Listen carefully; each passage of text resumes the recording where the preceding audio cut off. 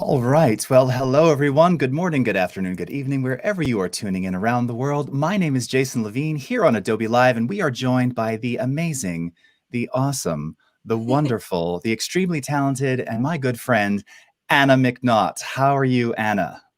Hi, everyone. I'm good. Jason, how are you doing?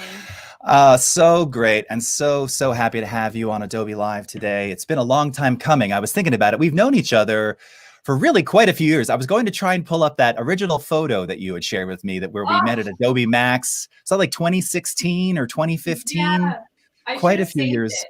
Yeah, I have it somewhere. I was going through all my, gaggles of photos in Lightroom the other day. So hopefully I can find it by tomorrow. But it's such a pleasure to finally be able to host you on here. And you're really, I mean, you are truly, the gold alumni of Adobe Live. So thank you so much for gracing us with your artistry and your awesomeness today.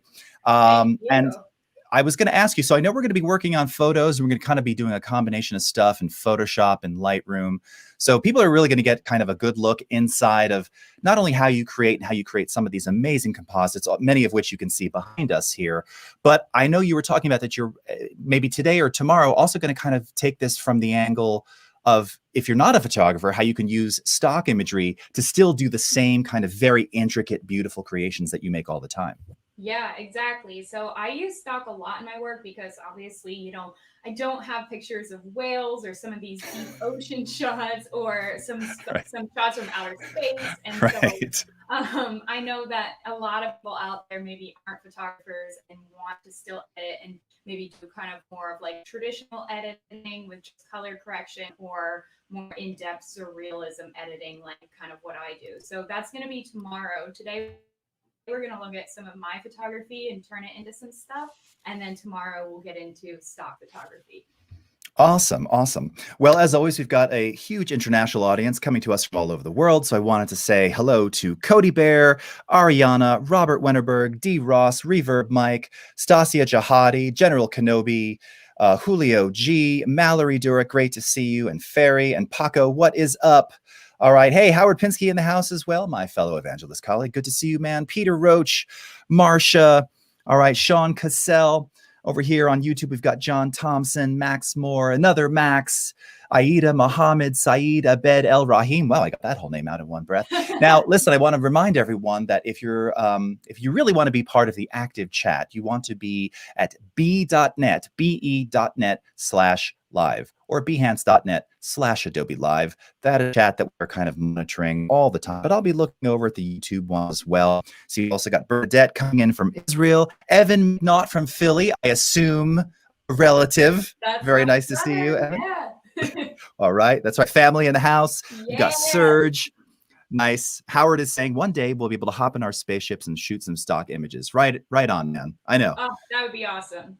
Launch me up in one of those Teslas, and I'm happy to do it. Hey, That's I something I would applied. jump on early on, right? Yeah, I applied for Elon Musk's moon mission. So who knows if I'll get accepted, but we'll see. It's like influencers on the moon. It's like, oh Any boy. anything is possible, right? So, all right. So I just wanted to bring up just our. Sorry, it came up a little prematurely there. Let me go ahead and share my screen real quickly. So we've got. Oh, hold on one second here. Our schedule here. Lots of stuff going on today. And you're with us, of course, for the next 2 hours. So I'll tell you what, we've got so much content that we want to get through. Why don't we get right into it? If you want to go ahead, I see you're still viewing us on your screen. So I'll wait until you switch over to Photoshop, and then we will switch over. Here we go. There you are. And we're going to just dive right in. Okay, let's see. So let me go to Lightroom. So we're going to be starting there. So let's dive in. I'm like, I wasn't ready to just go for it, but We're here gonna we go go. for it. We're not wasting any time today. We're going right in. All right. So this is a picture that we took in New Hampshire at Lake Winnipesaukee, and it's a drone shot. You guys may have seen this all over the internet. It's a very popular spot to shoot at some resort. I think it's called Oliver Lodge. And so this is just kind of like a whatever photo. And what I really wanted to show today was how you can take these photos that are just kind of whatever and how they look very kind of dull and drab and turn it into a travel image or kind of, this classically edited photo and then turn it into a piece of art. So this was the before and then this is the after. Oh, wow. A quick edit style of what we did kind of for our leave the map page. So in addition to my Anna McNaught Instagram page, my husband James and I run a travel page. And so we're kind of constantly editing in these two different styles and using like two sides of our brain to be like, okay, keep this how it actually looks, maybe a little tweaked and color perfected, and then turn it into art. So that was kind of what I really wanted to go with for the theme today, and just show how easy it is to change things in Lightroom and Photoshop. So I wanted to give a few other examples before we get into things. This is a picture that we took in South Carolina. We were working with Visit South Carolina, and it had been raining all day, and we were in the van. Little back context here, James and I travel in a van most of the year, except for the winter when it gets too cold. And also with the pandemic, we've been a little bit more careful. But we were down in South Carolina in the van, and it was just pouring rain nonstop. And we had to take all these photos for Visit South Carolina. And so the sun finally came out for a couple seconds, and we're like, let's go shoot. So we got this picture, and I'm like, yeah, this is pretty cool. The light's coming in. And then we just really went to town in Lightroom and kind of gave it some more warmth to it and turned it into this. So that is awesome. Thanks. Not a huge difference here, but you can just see like really the power of Lightroom. Well, and it's kind of I think the beauty of it is kind of in the subtlety. I mean, it's not right. It's not as dramatic as some of your typical creations there, but it's dramatic enough where yes, I mean, and also the reframing of it too. Yeah. The way that it draws your eye differently, the way that you follow the light differently, the way that color and kind of the vibrance in the second shot really, it just really sells that final image. Hey, by the way, we've got some people in the chat who are asking if we can turn your mic up a little bit or maybe get a little closer to you if you've got it overhead. There you go. How's that? That's a little better, I think. Does it make any difference? Actually, I'll tell you what, it sounds like you're not actually speaking on that microphone. Really? Yeah, if you want to just check your cam mic settings real quick, maybe it somehow defaulted to your laptop mic or something. Because yeah, you should be noticeably a bit more close. Test.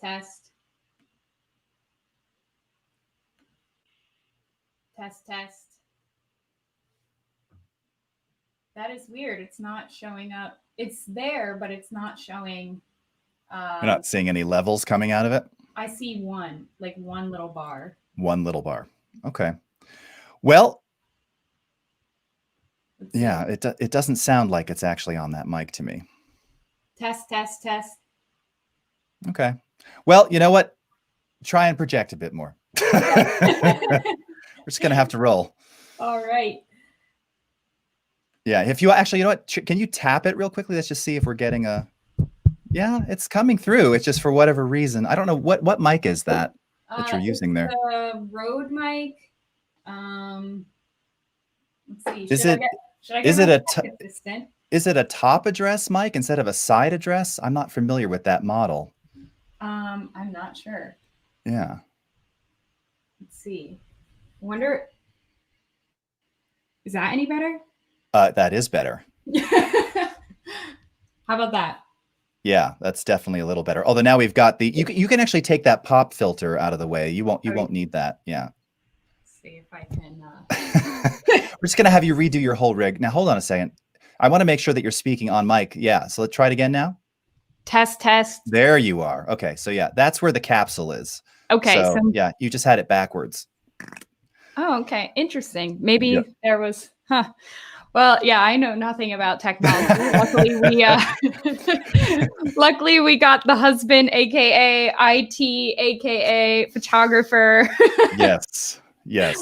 Very good. Okay, Okay. And you so can probably even move it back just a little bit now. So you're, yeah, there you go. now I'm like screaming. Now you're perfect. Okay. So now we're going to go into radio podcast voice with Yes. Anna McNaught. All right.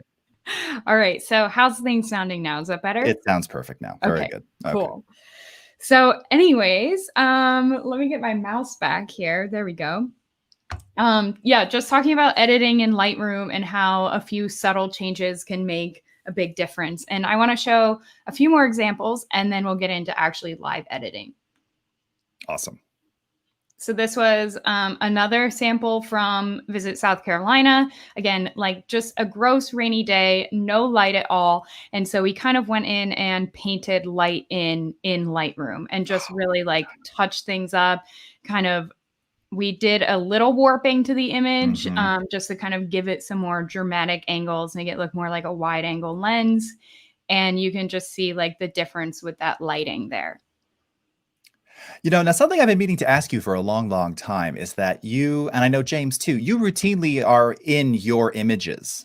Yeah, yeah. So a lot of times, I mean, usually James will end up obviously taking the photos where I'm in them, Right. Whether it be for our Leave the Map page or for my Anna McNaught page. Sometimes I'll set up a tripod, and the ones where we're both in, then the tripod is our best friend. And we have people asking us all the time, oh yeah, so who's your photographer? Looks like you guys, especially on TikTok where people can be a little bit mean. They'll be like, oh yeah, the two of you travel. So who's your photographer? I'm like, the tripod. But, I mean, it's really what I love to. So now do you get any, I mean, TikTok, of course, but do you ever get like, oh, featuring yourself and your imagery again? Cause I mean, I know I don't know if it's a lot. I see people in the community who use themselves a lot, but I think what's interesting about the way you do it is that you're not like showcasing you. right. And I don't mean this, you're not the star of your image necessarily, right? Right. The composite is the star, the artistry is the star, but you do it in such a way where it just feels, yes, like you found this flowy human form that is part of this image. And it's really nice. And I love that it's you. I think it actually makes people even connect more and kind of feel even more with these images because it is you. And sometimes it's a bit subtle. Like I know you've got some silhouettes and things at times. Yeah. Yeah. And I'm one of those people who always tends to zoom in and go, oh, that is Anna. That's right. That's not awesome. In a creepy way, but just to be, you know, just to be well, complete. Thanks for saying that. I mean, I definitely appreciate that because, you know, I use myself because I guess, I don't know. I've never really thought about it, but a lot of times, if I'm creating a piece of art because there's some sort of bigger meaning behind it, like, of course, sometimes I'm just like, this looks cool. But a lot of times it's because it's something I'm going through or feeling at the time. And I'm like, I really want to just tie this all together. And I got inspired by a few of my other friends on Instagram, Natalia of Escaping Youth and Alexandria from Alexandria's Lens and Vanessa. Everyone just kind of, it's cool how I've seen so many other artists use themselves. And I think it ties ourselves into our artwork. And in the beginning, when I first got started, people were like, oh, love this shot, man. So cool. I'm like, well, first of all, my name's Anna. I'm not a dude. And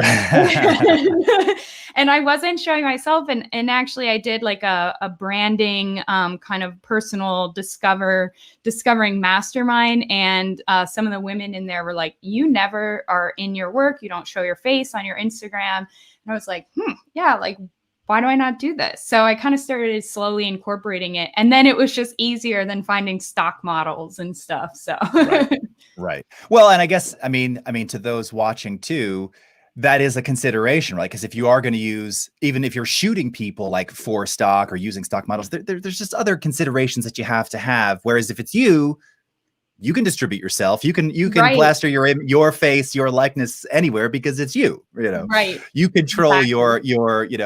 your visual destiny in that case. So, yeah, Yeah.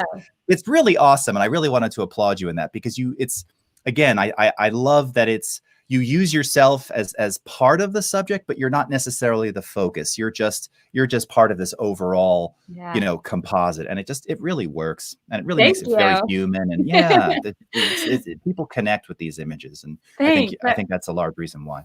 Yeah, that really means a lot because you always question your own work. You're like, do people like this? Am I self-absorbed for using Well, myself? right, yeah, and I think of like I mean I've seen a couple recently that have kind of adopted your style. I think it's pretty safe to say you've been doing this for quite a while, and your style is very unique. And there's a lot of derivative creations based on the inspirations they get from you. But what tends to be missing from some of the ones that I've seen is that it's a bit more, the person in the photo is trying to be the focus. So you Right. don't even really notice the awesome compositing or color correction. It's more like, Yeah, it's like, here I am. right. It's basically a really good selfie, Right. with some Right. really Yeah. cool background, Yeah. I've Yeah. seen that too. And it's like, So, okay, and well, not that there's anything wrong with that, but it's just a different kind of art, and it's a different approach. Yeah. yeah. Yeah. Nice. Cool. Okay. Quick question for you, Jason. Is there a way I can put this into do not disturb so my notifications aren't coming up? An easy way to turn off notifications in Creative Cloud. Is it in your preferences? It's in your preference. So if you go to the Creative Cloud desktop app, you go into you type your face there, your account on the upper right corner. Yeah. And you go into preferences and you go into notifications. You can turn off the Behance. Yeah. Yeah. You don't have to turn off everything, but go right ahead. Yeah. Just like, get it off. That'll kill it. All right. Okay. No more. Cool. Okay. All right. Where's my Nice. cool? There you go. Okay.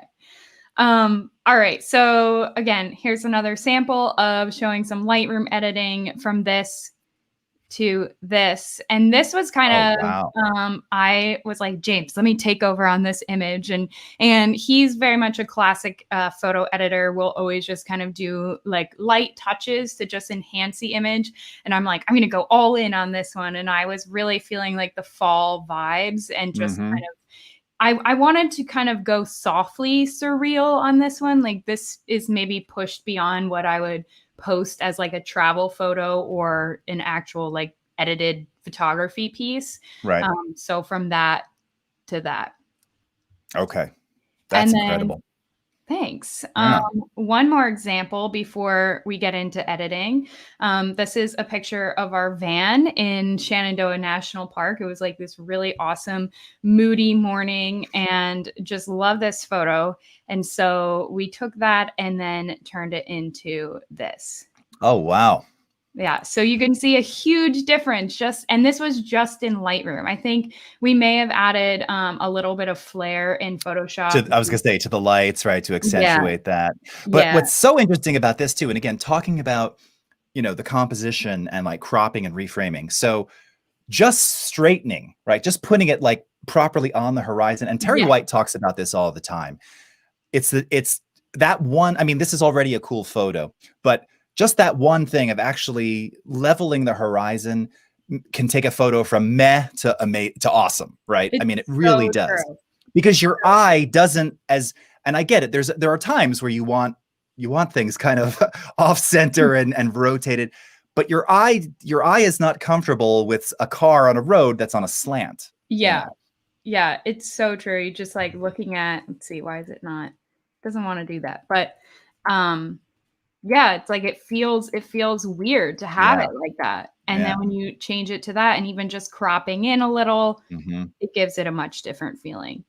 Now, are you someone who is very consciously aware of like rule of thirds and things, or do you just kind of instinctively feel where something needs to be in a frame? I would say a little bit of both. I used to pay attention to it more, especially after, so my major was photography. So we obviously learned about that a lot in school and like really paying attention to it. And then come the days of Instagram, everything's about, you know, centering your subject, which I guess is still rule of thirds in a way, but Mhm. you know, we always learn placing the objects on those points and not right smack in the center. Right. And you know, like with this one, you're right smack in the center. Right. So, but And yeah, and what's interesting about that too is, and this is like when I, again, this one has such dramatic color change too. And I hope we're going to get into maybe some of what you did here with curves and things, because it's just really so wonderful. But having that bird in the center there, it does it. There is there's something that feels somehow symmetrical, even though the trees themselves and the branches aren't symmetrical, but it right. feels very like symmetrical and balanced. And you're zooming right into that focal point, right in the center. Yeah. Um, and Yeah. I don't know that this could have worked any other way. Maybe it would have Right. felt off somehow, you Right. know? Definitely. And it's interesting how when you work on photos, you will feel a certain way. I mean, especially when I'm compositing, I'll open something up and I'll start placing different objects and I'm like, this doesn't feel right. Like it feels off Right. balance. It Right. seems like, you know, and then sometimes I just can't get the composition right at all. And I'll be like, oh, I'm so excited. I just made this. I'll show James or my Right. brother or something. And they're like, what is it? Like, it feels all over the place. And Right. sometimes that happens, but It's funny as we're saying this, we've got Marsha going, "I like the slant. It's scary like," and then Reverb Mike says that a slant means bad things are about to happen in the movie. It's yeah, very it's like, true. It's ah! very true. And then Shelley says, "Know the rules and then break them." And Yep, Ferry exactly. said the same thing. So yeah, I think I mean, it's just a testament to, again, there's things that you can learn, and then a lot of it is kind of unlearning it when you're kind of trying to really create some new kind of art. And these images Definitely. really speak to that. Yeah, and I feel like as you unlearn it, then you forget what the rule actually is. You're like, Oh yeah. I don't even remember what I'm Right. supposed to do here, Right. you know? Right. What was I supposed to photograph there? I just like this. Yeah. Yeah, yeah, Mhm. and I feel like the deeper I get into Photoshop and stuff, I start to forget maybe like the way you learn in school or the quote unquote proper way to do certain edits. And actually, the last time I was on Adobe Live, I met Magdiel Lopez, and he and I like hit it off right away. He's an awesome dude, and I just love how he takes every rule and breaks it to the extreme. Right. And for any of you guys watching, if you have some extra time and can take a look at some of his past live streams, he will take curves and instead of just adjusting it slightly, he will take it like in this super S curve so that he starts to create all these like metallic iridescent colors. Right. And it's so cool to see someone break the rules so much that he's literally created his own style from it. I think that's just incredible. Yeah. Oh yeah, totally. Awesome. All right. All So right. now that we chit chatted, let's get Mhm. started on editing this. Sweet. And I have to tell you, my first thought when I saw this is just the new feature nerd in me. But of course, my first thought was, wow, what an amazing image. Gosh, that sky sure does look kind of blown out. Maybe a perfect opportunity to use the new Photoshop sky replacement, We you could know? use that because, you know, I got to be totally honest with you. I have not used it yet because Mhm. I'm very old school Yeah, in continuing to use the ways that I've learned sure. and not really staying up to date on the latest tech stuff. I know you're really into like the new things. Right. So, Hey, but I'm all maybe, about the old school too. And that's the funny thing is that I was going to say it would work. So first of all, it works brilliantly. If you haven't tried it, and for those of you who haven't tried it at home, it is shockingly good. I mean, it really is, especially with like tree, where you have tree lines and just very defined, sharp edges, but small, sharp edges that it has to mask properly. This would be a perfect candidate for it. But I'm interested to see you. I had a feeling you were going to say, no, we're going to do this old school because yeah, you like I still can pulled go out like in and cloud detail and things, yeah, like layer mask everything out Right, right, and right. paste it. Do it. Do it up. Oh man. Okay, so we're gonna get started in Lightroom and just do some edits in here, color corrections, kind of tweaking things. Again, showing you guys that classic photography editing style, and then we'll bring it into Photoshop. So if you're here for Photoshop, don't worry, we will get into it soon. Yep. So I'm just gonna crop this in a little bit and kind of get the framing that I want. Okay. And is that Okay. usually where you start with an image? Do you kind of get the Um, frame first before you color correct? Yeah, I would say so, because sometimes then I end up getting distracted too much with what's going on the side. Like if I'm like, "Ooh, that's too blue," or something, and it's just picking up other details. Right. So I usually crop first and kind of get it pretty much where I want it, and then sometimes I'll end up continuing to crop in. Okay. Alrighty, I'm like, I don't know if I could do this. So I'm just gonna kind of do what I normally do. And really, one of the things that I do in Lightroom that I know a lot of people end up kind of just tweaking it a tiny bit, I end up sometimes taking things as far as they can go and seeing what things will look like, Right. and then bringing it back. Like obviously this looks horrible, but if I start to just bring it back a little bit, we can start to get those blue Right. tones.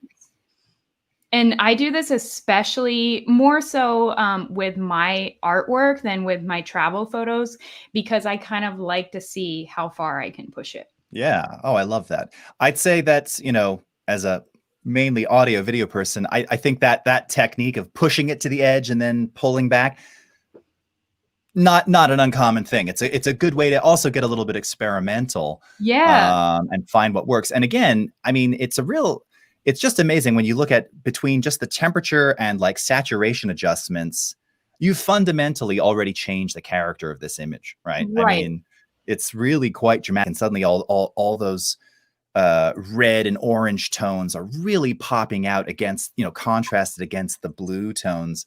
It's Yep. and now you see the cloud detail that we were seeing moments ago Yeah. too. Yeah. Yeah, exactly. Like look at already just the before and the after. Like that's before, that's after. And I made like 5 adjustments. Hmm. It's Now, so cool. now, I guess Marianne is also, asking. This is a question which we get a lot. Maybe you have some thoughts on this, but why not start your raw editing in Photoshop? And I'm I assuming do. via Camera Raw. Yeah. Yeah, that's a great point. I do that sometimes, but especially with the travel images that we've been doing a lot of, we end up editing them in Lightroom because we use a lot of our own presets, as you can see Right. over here. I know you can use presets in Camera Raw as well, but then everything is just like nicely stored in our library. So I can go Right. back and go to all photos, and then everything we've been working on and editing, is right here. So Right. that's kind of something I like, especially when we're editing a lot all at once for our travel photos. We're like, okay, we have 50 pictures from this trip that we need to get done quickly. Right. But when I'm doing my artwork, then sometimes I'll just put it right into Photoshop. Yeah. And that makes sense. I mean, and I think it's one of these, we talked about this before. It's just using the tool for the job. If there's no express plan to do any kind of compositing, there's really no benefit necessarily in going to Photoshop. Yes, you have additional content aware tools and things if you're trying to really, again, that's not compositing, but now you're getting into like heavy tweaking. Of course, you can always Right. send back and forth to Photoshop from Lightroom Classic if you so desire, as well as Right. Lightroom CC. But yeah, that makes a lot of sense. I mean, and again, there's no right or wrong way. You do what feels right, but especially for something like this where you're just really focusing on the image, Yeah. Lightroom is, and you have all your presets and you have all the various modules for delivery. It makes sense to do it Yeah. here. Yep, Yeah. exactly. Yeah, I Mhm. think I think sometimes you can just, it gets too overwhelming if you're putting everything in Photoshop to do maybe a simple edit and then bring it back into Lightroom. It's just like, Yeah. I know that Adobe has been really good about setting up like very consistent workflows where you can Right. just stream from one to the next to the next to the next. But if I can make my process just go in, edit, done, then Right. I'm a much happier camper. Absolutely. Absolutely. And the back and forth, there's a time component to that. And Totally. if you're under a time crunch, which, Yeah. who Yep. isn't, Yep. it makes sense to do it like Yeah. this. Yeah. All Cool. right, so I'm going to come down here into the colors and I'm going to start to tweak this. This is something that I think is so important on photo editing. We do this all the time with our travel photos because mainly one of the things I focus on the most is changing the blue and the orange, because that just kind of become our style on Leave the Map. But I think it really takes a photo from being just kind of, you look at it, you're like, okay, that looks like a photo straight out of the camera or something that anyone else can do. And then you get into this HSL color slider and you start to be able to really create some dramatic effects. So I love changing the blue because then we can get this like really nice kind of teal aqua color, which I'm obsessed with, especially if you guys know my Instagram page. It's all about teal, aqua, and pinks. Yes. Yes. All right. So I'm just kind of, again, like, you know, sometimes I'll take it to the full extreme and you can see that these oranges here turned red a little bit too much. So I just like the thing what I do with Lightroom and with Photoshop is I'm just taking my time and playing around and kind of experimenting. And as Jason and I were saying, that's really when you can start to see how things change and get like these dramatic looks and how you can kind of start to develop something that feels unique to you. Right. And I love it. I mean, what's amazing again is you haven't even done that much so far, and it's radically different than where you started, you know? Yeah. Yeah. It's really, really nice. Thanks. I love playing with luminance because then you can control the brightness of the actual color. Yep. So this is just something that I think is just so cool. Like I love that you can just, and you know, then we can really bring the clouds back in. Right. Add the drama. Now, again, you could do a bit of this with like the dehaze, which kind of does an overall luminance adjust, right? It's brightening or darting all those colors to add that drama. But when you get into the individual sliders, like you said, that's what really sets it apart and allows you to really craft something that becomes your own. Question for you. Someone asked it just a moment ago, but I was curious too. What camera do you shoot with for your stills? So I have a Canon 5D Mark III, which I actually am thinking about selling because we end up using James's EOSR Canon. And that's mirrorless. And I always was kind of like, I don't know about mirrorless. Like, I feel like you're not really like learning photography then. And then I picked up this mirrorless camera and I was like, oh my God, what have I been doing? This is so nice. Yeah, they're pretty great. I know I'm an old school DSLR user myself. I'm a Nikon. I'm a former Canon, now Nikon, and I shoot with a D850. But I got a chance to use the Z6, which is their the Z6 and Z7. They're high-end mirrorless cameras, and yeah, it's pretty fabulous. I mean, and it's a different look. I mean, even that raw image is very, very different, and it's they're magnificent. Yeah, it's so true. I know. I end up so kind of. Just a little background here. Like I end up doing most of the editing and especially now, like with James and I working or owning a business together, he does a lot of the actual photography and then he'll give it to me and I edit. So when it gets in, a lot of people will ask me like tech questions about cameras and I'm like, I have no idea. Now, speaking of new features, I saw it. Were you now just going to use the new color grading edition? Yeah. So there you go. So you're in the new. This is new. Know, like, just released at Max. I'm not sure how I feel about it yet, but I'm starting to kind of learn it. It's wonderful. It's wonderful. It's like all things. It's a little. If you're not used to it, it takes a little tweaking. The funny thing is, we have this in Premiere, and. Via Lumetri, slightly different, but same conceptually, it's the same. And had I not known it from there, I wouldn't know what to do with this. And it functions very similar to the way it does in the Lumetri panel in Premiere, and it's pretty outstanding. You can again dramatically affect the overall look by just tackling shadows and highlights and midtones. And again, and blend different color combos that you wouldn't have otherwise had just by doing HSL, which is really nice. Yeah, this is really cool. I mean, it's definitely something I'll need to play around with a bit more because I was really into the whole split toning stuff, especially with my artwork. I would all the highlights always went like pink and orange and the shadows went like deep blue and purple. Right.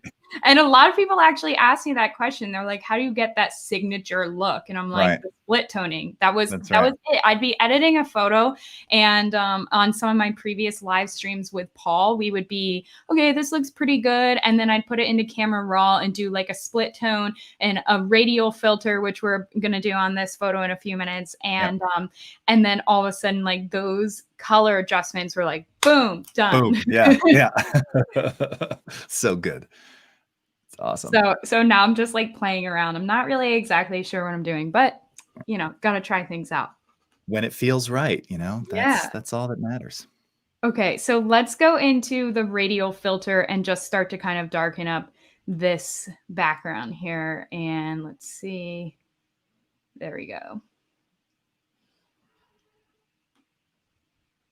So I'm kind of bringing the focus in on the house. And actually, this is something that we tend to do on all of our travel photos, is really get into kind of editing a bit more than you normally would with just a quick classic color correction and whatnot, because you can really bring the focus from like a mediocre image all of a sudden with this editing to making something look really, really cool. Yep.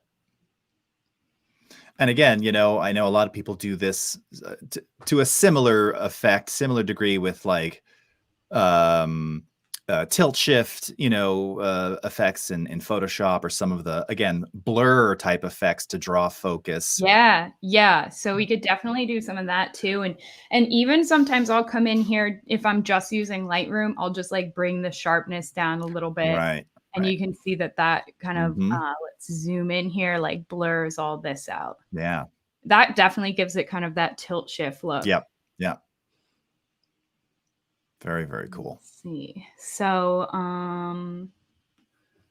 one thing that I wanted to show, and this was, I mean, some people may know this and laugh at me for just recently discovering this, but so if you do a radial filter, and I'm going to just flip this, invert it, and put the focus on the house. So let me just get this here and kind of brighten things up a little bit. I've been just like really loving Lightroom lately, and kind of just really losing time just like in there doing little minor tweaks to things. And all of a sudden I'm like, what am I doing? I just spent like 5 hours. It's very easy to get lost. It's so easy to get lost. I mean, and you think so many sliders, so many possibilities. I know. Yeah, you can move everything one way and all of a sudden it becomes a whole different thing. So then I'm going to go to brush and come down to erase. And so I'm just going to erase like where I put the filter around on the trees so that it's just on the house. So you could obviously do that with the brush tool and just paint in the house. But I really love that you can put a radial filter on something and then just like erase the areas that you don't need, which I learned that recently. I was like, whoa.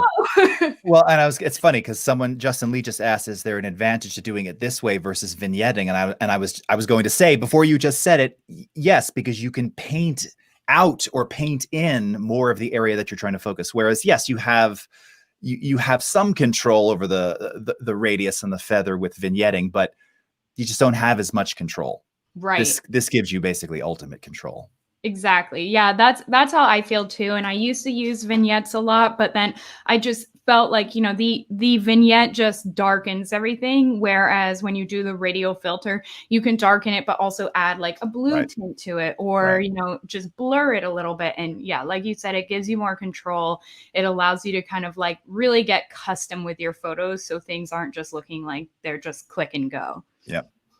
So I feel like the A-frame is just looking like a bit too saturated.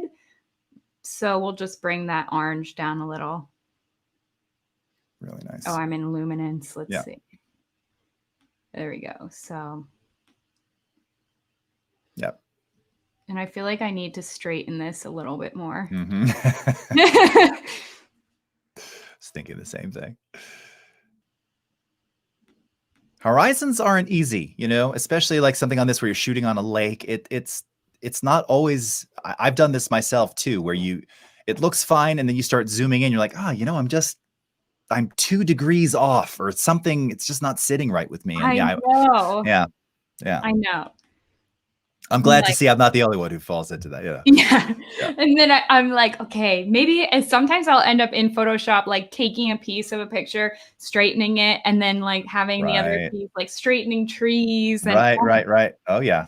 it's so easy to get like down into the weeds of something and just be like, okay, this is Yeah. bad. Literally in the weeds. And see, but there's a great example. Now you know you're straight because you could look at the preview, the sharpening preview, and you're like, yep, the bottom of that house is I'm seeing an equidistant amount of black space underneath the orange base there. So Yep. you got it. Yeah. It's right where it Okay. needs to be. Good. Yeah. I know like some people are super OCD with that. And sometimes when I've been on lives before, I'm like working on something, I know I need to fix it. And they're like, fix the horizon, Yeah. fix the Right. horizon. Right. Shouting in the chat for 10 minutes. Yeah. Like, okay, I'm so Mhm. sorry. So this is starting to look pretty good. I always end up just being like working on it and then not really knowing exactly what I did. But so this one you can see is much more in like the warm tones of everything. And you can see we removed this little boathouse, which we're going to do in a few minutes. We'll bring it into Photoshop. So, and it's funny because James edited this one and he's much more of a warm tone person. Mhm. And you can see I'm much more of a cool tone person. Yeah. Oh, interesting. Yeah, And I think. that's how you two have found each other, you know? Yeah, exactly. Exactly. Like it's really fun when you see, I don't know if you guys have watched any of those YouTube videos where it's like two photographers edit the same photo and Right. they're Oh, yeah. so drastically different and it's just really cool to see people's styles. It's also, it's one of those things you were talking about loving like the teals and the oranges. So, and you might know this too, but where do you know sort of when that particular look became sort of very, very widely known and used all over, particularly movie posters and things? Do you remember what No, film it was? So the original Transformers movie, do you really? remember with Shia LaBeouf from, I don't even know, 10, 15 years ago? Yeah.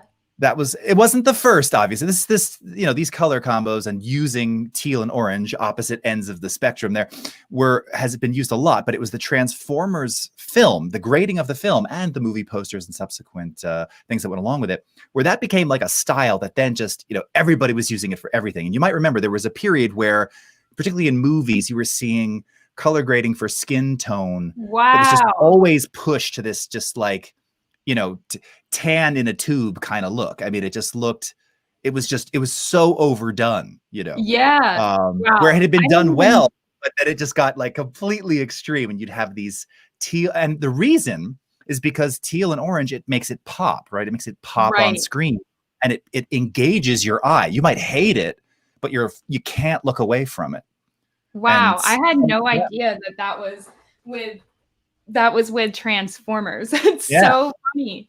It's one of those like, and people either really loved it or really hated it. And of course there was a lot of hate for it. And it went on for quite a few years where, again, if you look, I can't remember what year that movie was, but if you look back, uh, 5 years after that, and it was in film. Again, photography's been doing this forever, but in film and Right. film posters, everything just had this orange teal look to it. And especially the posters, the lobby cards, all that stuff. Wow, And that's so interesting. it's interesting, yeah. And it's kind of, I mean, you're talking about it in this way of like, again, changing this in an artistic way where people are just like, nope, if we use these colors, it's just going to pop, and they're not going to be able to look away. They might Right. hate it, Yeah. but they're going to engage with it for at least a few seconds.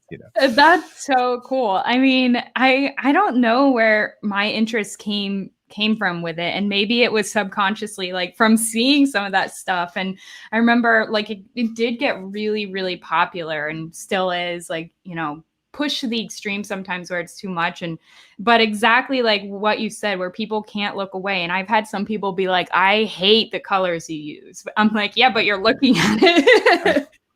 And you had to write a note to tell me that, so Yeah, thank you. Yeah, exactly. So like, yeah, yeah. it's kind of going to the extreme. But all right. So here's our before and here's our after. Oh So wow. it's crazy. Hmm. I look, the sky is coming back, so that's good. Right, and without any sky replacement. Another great example of, obviously, I can see you're working off of DNG. You know, I don't I still have to remind people, like, shoot RAW, Don't Yeah, shoot JPEG, because that sky would not look like that if that was sourced from a JPEG. You wouldn't get that much detail. You might get right. some, but it's not gonna look quite like that, Right, you know? exactly. Yeah, that's such an important thing is the shoot roll. I mean, you have then so many possibilities to be able to control your work. And that's exactly what we were talking about in all of these photos, like being able to drastically change the colors, Right, like of this to this. right. And yes, you can do that with a JPEG, but you're not going to have the same amount of control. No, and certainly not the level of clean detail, if Right. you're gonna zoom in, there's gonna be a lot of pixelation in there, and you're just gonna be like, "Yeah, it looks good, but don't Yeah. zoom in too far." Yeah. Yeah, exactly. Exactly. All right. So I'm just trying to get this to a place that I feel good about, and then we're gonna put it into Photoshop. Okay. And I always feel like when I talk and edit, I'm like not creating the best possible edit, but I think this is getting pretty close. I love it. Someone just said, hold on, what was that? It was a great comment for you. Amy Hood just said, "Warm personality, cool tones," Ooh, I like that. PM, yes. Very nice, very nice. Okay. So yeah, I'd love to hear what everyone thinks about this.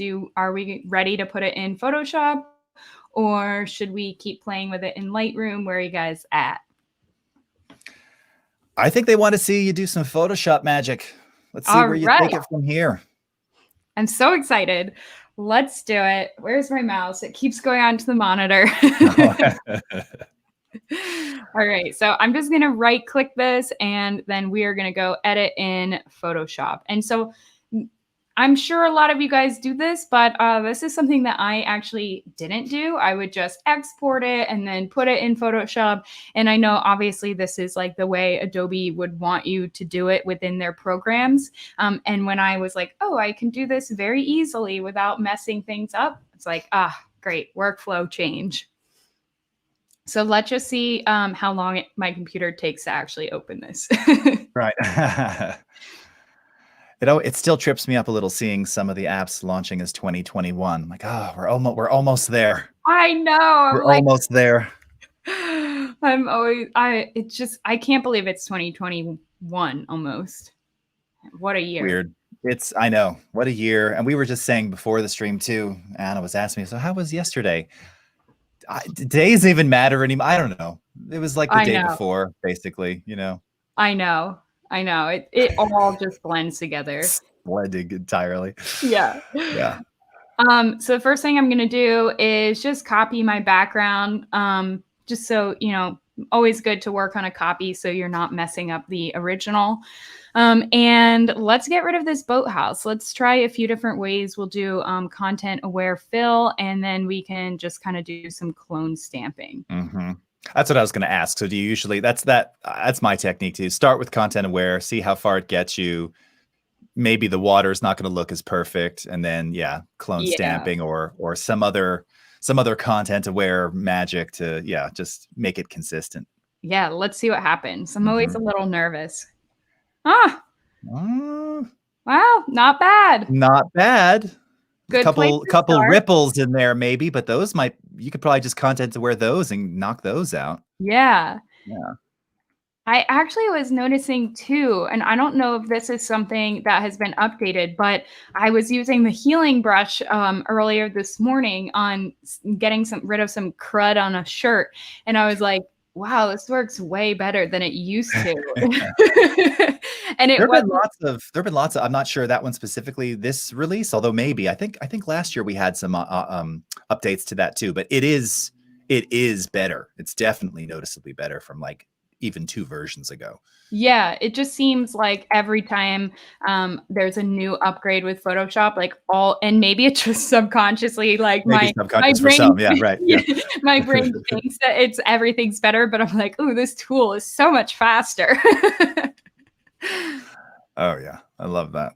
Okay, so let's select this and let's try another content aware with that.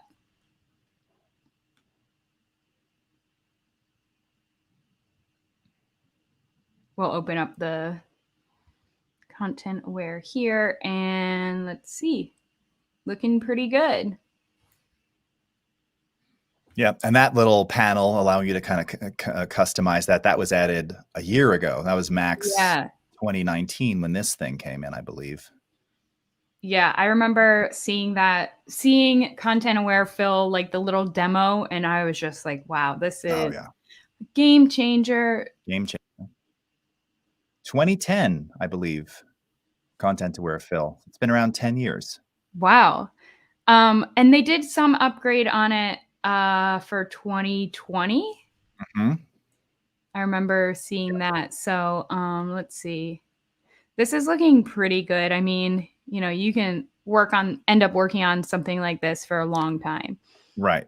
Actually, so that's a great question. So something like that. Now, this is going to live, where's this photo ultimately meant to live? On the web and an Instagram page? Probably on Instagram. So most of my work ends up going on there. And so sometimes I will be like, good enough. You know? Well, and this is something I talk about all the time with video exports as well. And it's not being lazy, but it's a consideration. If you're viewing this on Instagram, and let's say you're viewing this in Instagram on mobile, I mean, most people are looking at Instagram on the phone, right? I suppose you can look at it on your desktop. Is this minute level of blurry, blotchy detail in water going to matter? No. You know, probably not, right? Yeah. Yeah.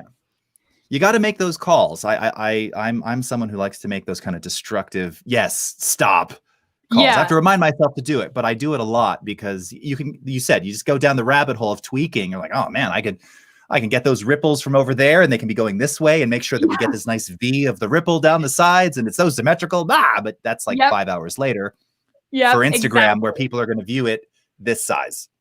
I know exactly. Yeah. And I think it's more important if you were working on like client work or something, if we were giving this to a client and needed it to be perfect, then we would go in and we'd probably, you know, just zooming in on this. I'm like, I'd get rid of the satellite dish. I'd get rid of this wire going down here.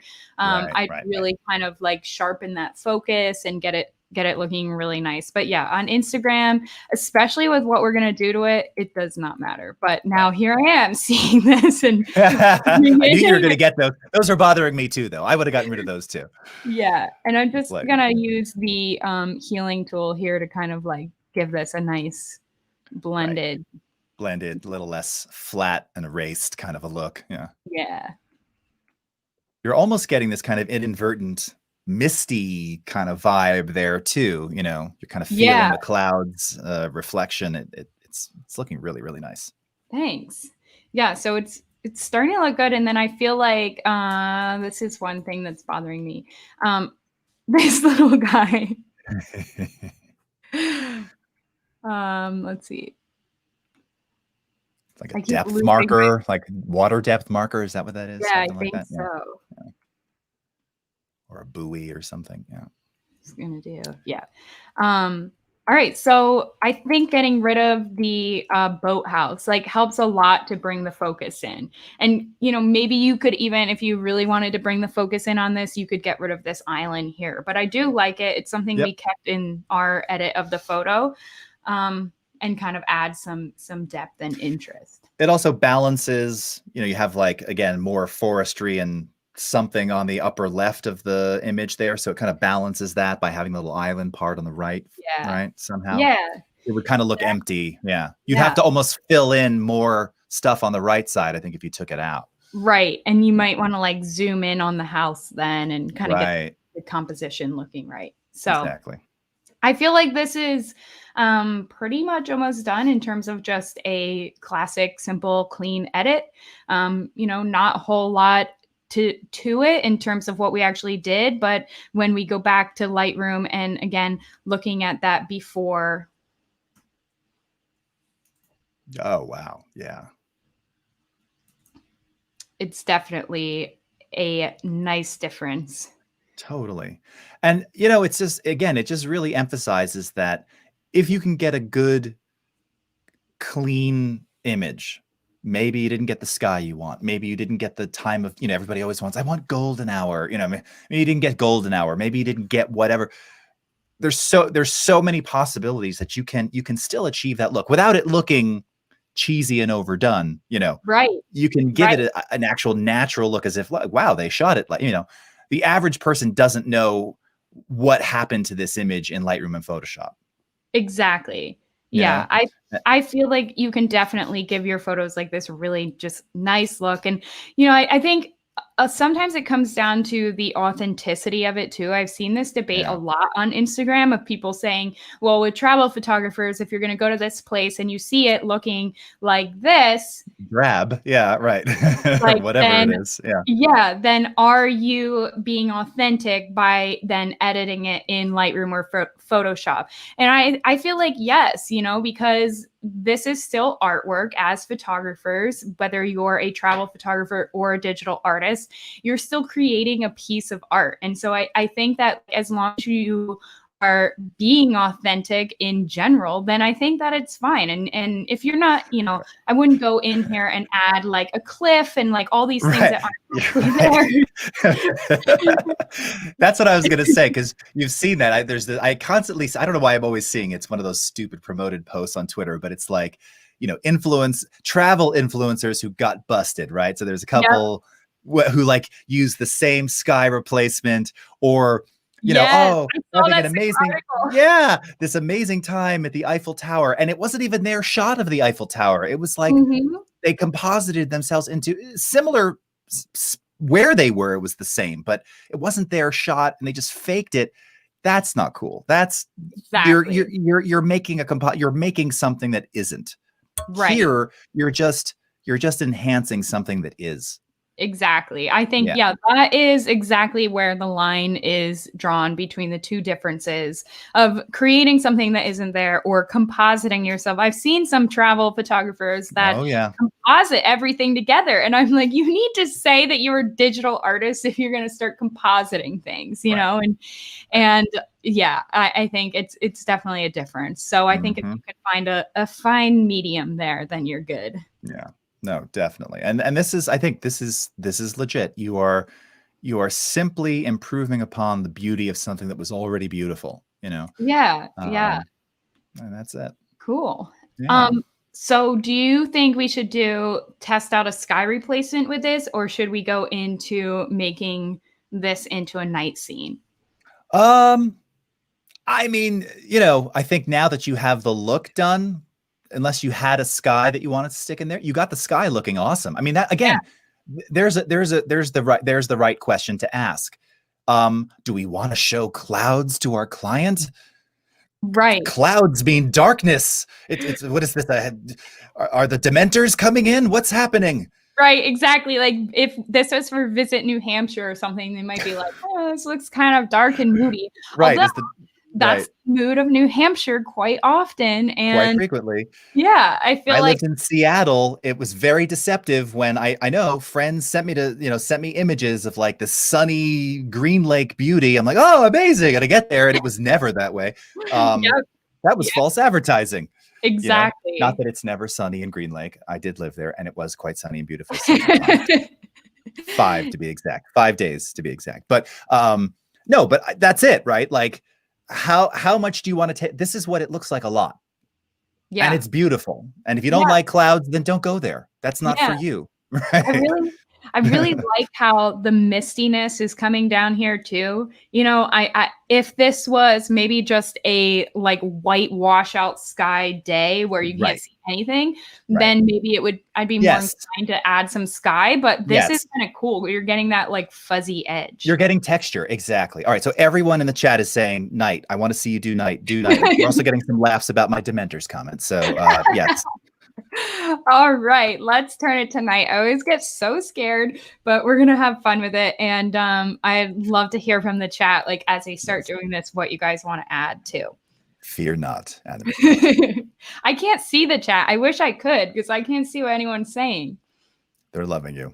Also, Reverb Mike is clearly back on his comedy tour. Thank you, Mike. Got a lot of good one-liners in there. Reverb Mike just said he looked at clouds from both sides now. Very, very nice. Ah, love it. Yeah. A little Judy Collins reference there. Okay.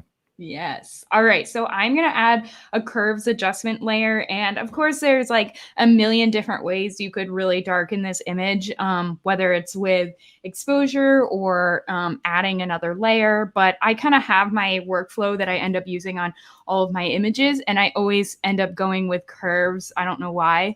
And I don't really, to be honest, curves still kind of baffles me sometimes because there's so much you can do with it. But I just end up putting a point in the middle and then bringing it mostly all the way down and then bringing the top point down a little and just starting to get that darkness throughout the whole image. So I know this is going to look a little weird till we start to tweak it, but we'll start to get something nice here.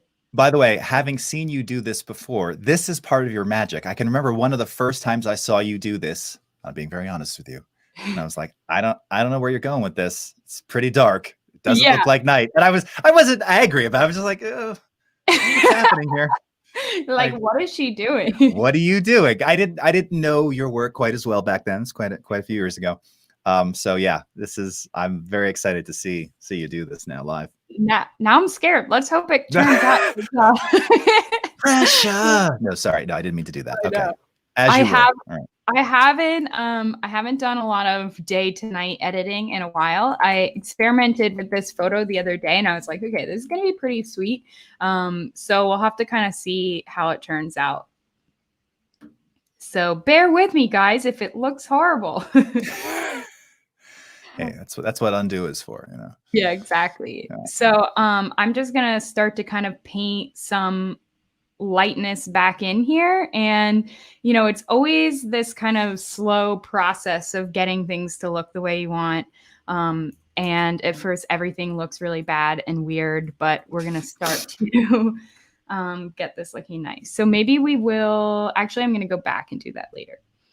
So first thing I want to do is I actually found this image on Adobe Stock for some extra windows. So let's go in and go to that.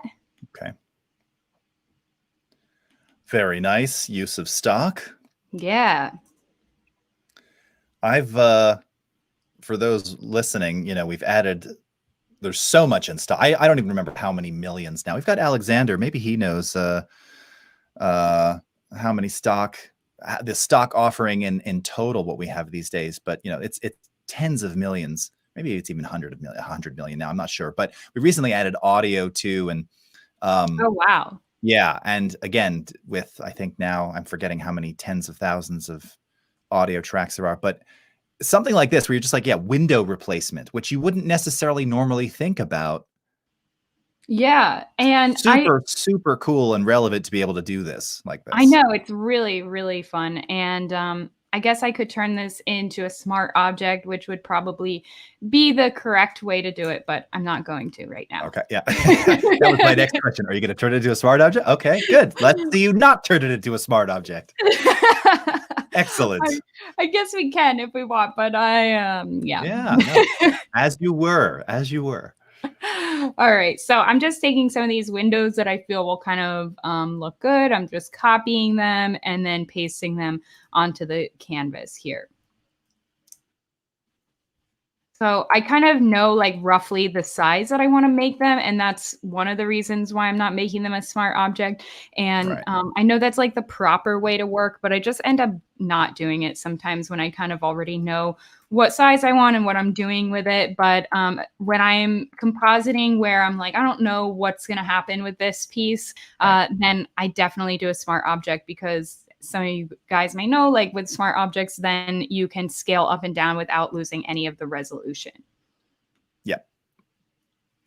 Okay. I mean, it already looks cool. I mean, and it always amazes me too. You go and just find some random windows and how it just sort of works like right away, you know? Yeah, it's cool. It's like it starts to actually look like a cute little nighttime cabin. So I'm just going to turn those off for now and focus on this one. And sometimes I lower the opacity to kind of like get things into place. I was going to say to kind of, make sure it's where it should be in terms of centering and yeah. Yeah.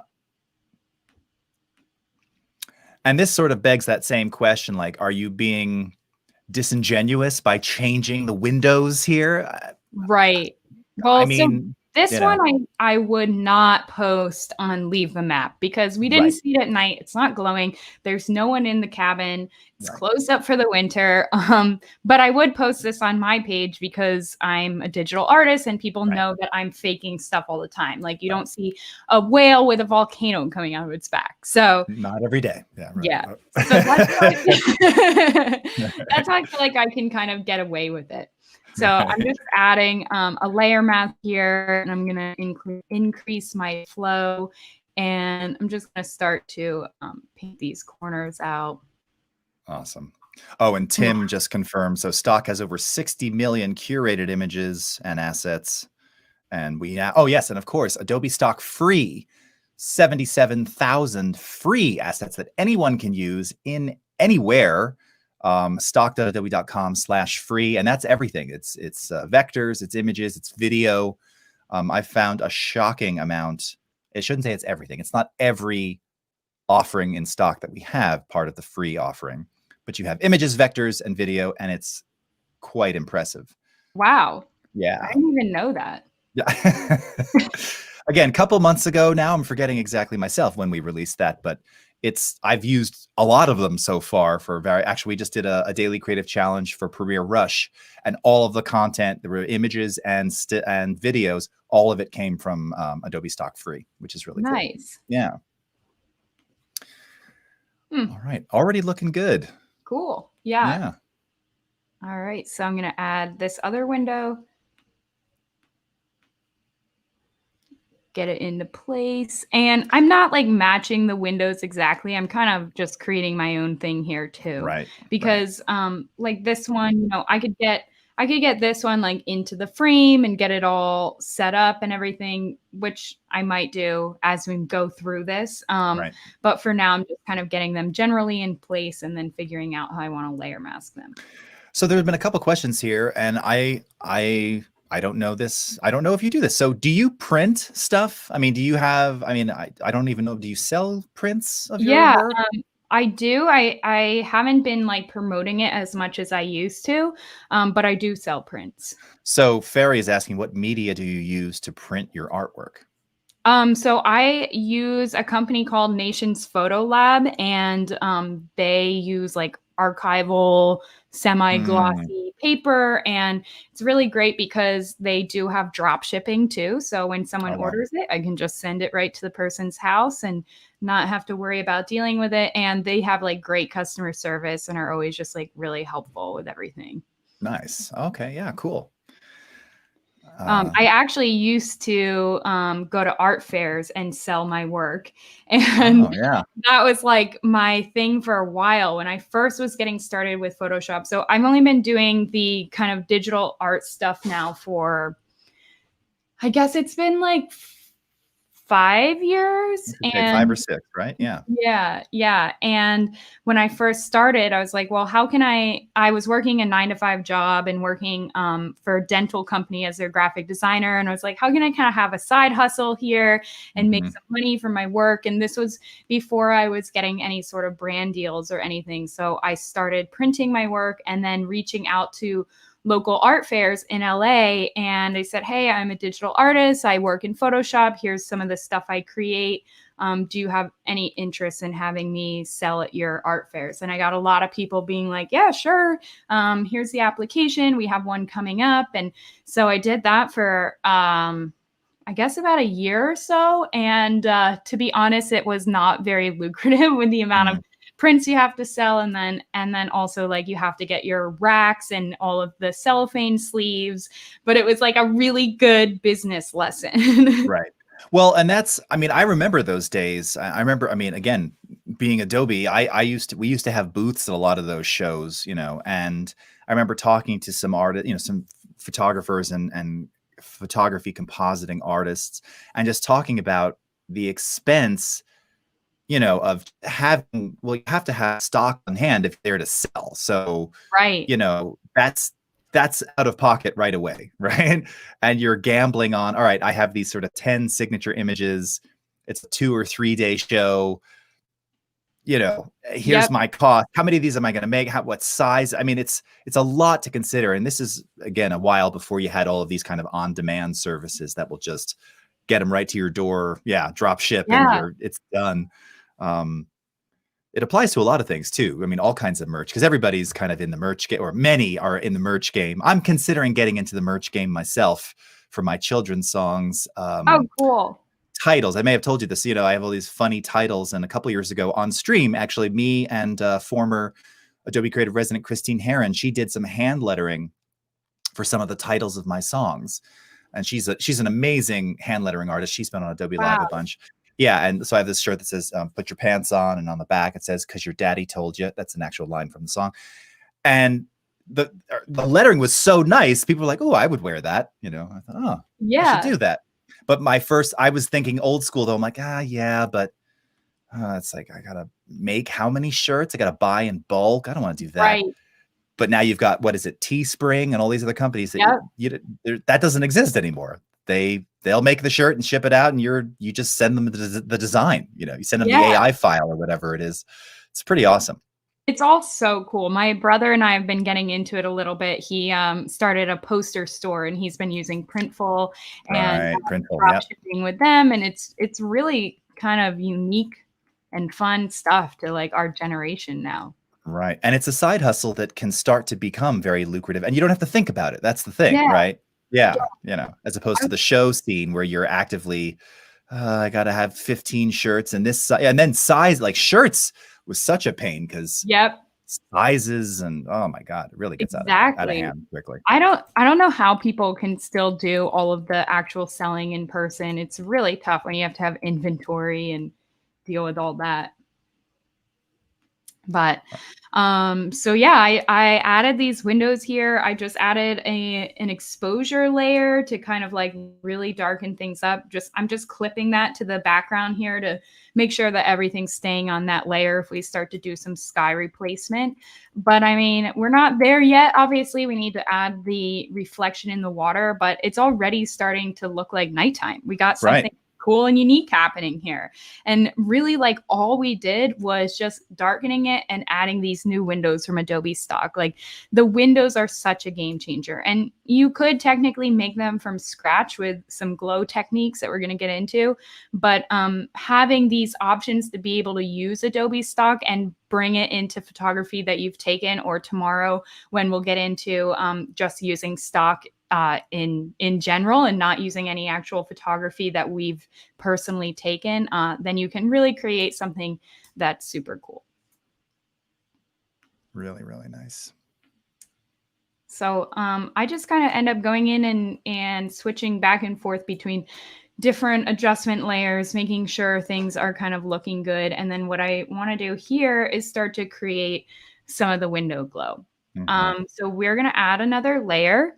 And this is one of the glow techniques that I use in a lot of my images. We're going to turn this into color dodge, go into blending modes here. I actually had like this crazy moment the other day where I forgot how to use blending modes for like 5 minutes. And I was sitting with my brother. He's like, don't ever tell anyone that. And here I am telling people. But yep, there you go. Yep, nothing major. Hey, we're all human. 15,000. That's the most important thing. And I was sitting here and I'm like, how would I make this blend into the background image? And I was like really tired. And he's like, blending modes. It's like, oh, duh, what happened? Oh, what? Right. I love that you said that, and that just endears you to everyone here, because that's absolutely real. And I think we've all been there in some flavor or fashion with that same, like, how do I edit video exactly? Yeah, like, when you just work on something for so long, or then you like take a little break and you get back into it, you're like, wait, what is this program? What is Photoshop? What is happening right now? No, I'll be honest. I think it happens probably more often than we'd like to admit. And maybe it's momentary. Yeah, that momentary like brain fart, but it happens. Yeah. I blame 2020. It's the year. I blame 2020. Exactly. Okay, so I put this in color dodge blend mode and remembered how to do it. And I'm gonna double click on it. And this is something that's so important for when you're doing glow with color dodge. And you may have seen people using color dodge for glow, but it not quite working out. Let me just show you what would happen if we didn't change this in the blending mode. So if we did color dodge and we just started painting, we kind of get this weird like muddy look, and it's not quite glowing enough. If we had our flow on 100, it's like really strange. Right. It gets cartoony at that point. Yeah. So we're going to double click it, go into blending options, and we're going to turn off transparency shapes layer. And Jason, I don't know if you know exactly why this changes things. I don't know, but I know that I always do that. I would not be the one to answer that. Yeah, I'm like, I don't know why it works. So now if we paint our glow, it looks much more like glow. Mm-hmm. And let's go down and with the flow. So you're not getting that muddiness. You're just getting the light to change. Right. Now, Anna, I'm somehow getting the echo of my sound into your, oh, it's gone now. I was hearing my sound in your mic, but I'm not hearing it now. So okay. I don't know if James just changed something. I was like, oh no, Mike. Thank you, James, from IT. I don't know where he is. He has left the building. He has left the building. He did it remotely. That's how good James is. Yeah, right. His work here is done. That's right. Okay, so I'm painting the beams here, and usually what I do here is I just use a very low flow, and I go in and kind of just start to paint this. And we might actually, so we're not getting the extra glow on the window, we'll just bring this down here and clip it to the house as well. Nice. I guess we didn't even need to do that. Did you say where this was taken? I'm forgetting if you did, because a couple of people are asking, Jessica's asking where you took it, where this is from. Yeah, so this is Lake Winnipesaukee in New Hampshire. Lake Winnipesaukee. Okay, yes, you said New Hampshire, but right. Okay, very cool. I was actually there once. At Lake Winnipesaukee? Yeah. Yeah, it's a really cool place. It's huge. When you look out on it, it looks like the ocean. I won't say how long ago. I think I was still in college. God, a long time ago. Wow. Wow. I was not only was I not shooting with a DSLR, it was my father's SLR. I was cool. It was a Pentax 1968 Pentax Spotmatic. Wow. I remember the camera. Yeah. That's awesome. Yeah. Yeah, I love New Hampshire. We have a condo in the White Mountains, and we spend a lot of time up there. Oh, yeah, it's beautiful. So beautiful. Yeah. All right, so you can see we're starting to get some glow in around the windows here. And a lot of times, I'll paint it in and then I'll go in and I'll start to erase. And it's just like a very, very much a patience game. And I don't want to bore everyone too much with like cleaning up the details of this, of the glow. So we'll get kind of like a rough edit of it. And then I want to get into making the reflection too. What do we have here? Like 40 minutes left? Yes, approximately. Yes, 39 minutes. 38 minutes and 12 seconds. Counting down. Yes. Getting near the end here. But we will be back tomorrow. I want to remind everyone, we'll be back tomorrow. Coming up next as well, we've got the Illustrator Daily Creative Challenge with Julia. Noon, Julia's back with Lena doing branding and identity design. 2 p.m. Pacific, Howard's up at the XD DCC. 2:30, Kyle will be doing his draw along, and 3 p.m. today, closing out, we've got Voodoo Val and Soza Micah with the design off. So stick around on Adobe Live. Yeah. And Umacorn is asking, is this a real cabin though? Yes. Yes, it is a real cabin. Real. I mentioned at the beginning of the stream where it is, and now you guys have to go back and watch the beginning of the stream. That's right. That's like a whole nother debate of trying to decide, do you tell people where places are, give them exact locations, or do you not? Right. Yeah. It's something you have to consider, right? You have to think if you want to do that, or kind of keep it slightly nebulous and somewhere Yeah. somewhere in beautiful New Hampshire. Yeah. Yeah. Yeah, I mean, it's really sad, especially this year. Like a lot of places have gotten ruined, and Right. like with COVID and everything, it's been bad. Like a lot of trash, and so always remember to leave no trace. There's my Right. lecture for the day for you Yeah. guys. Leave it better than you found it. That's what my old camp counselor used to say. Yep. Yeah. Wow, look at that coming together. Yeah. So I mean, there's still so much you could do with the lights and the glow. Like the lights are looking a little cartoony, so maybe you could kind of tweak those. But let's just get into flipping this reflection too. Yeah. So I'm gonna take everything here and just select it, and then I'm going to copy it all. And I'm gonna come up to edit, transform, and we're gonna flip it vertical. Nice. Group that. Reverb mic. Geocaching. Let's get specific. Yeah.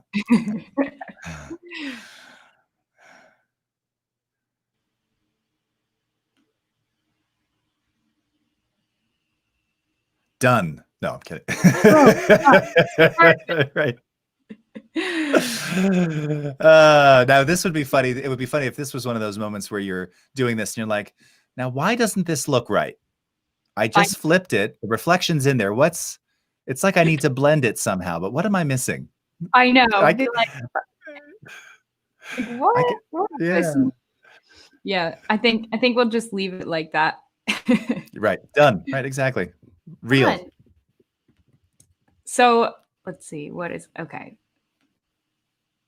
Sometimes what I like to do too is change the fill instead of the opacity. Right. Right. Yep. And so I'm just going to do that individually. Let's just make this, let's try 50 or 30 on there.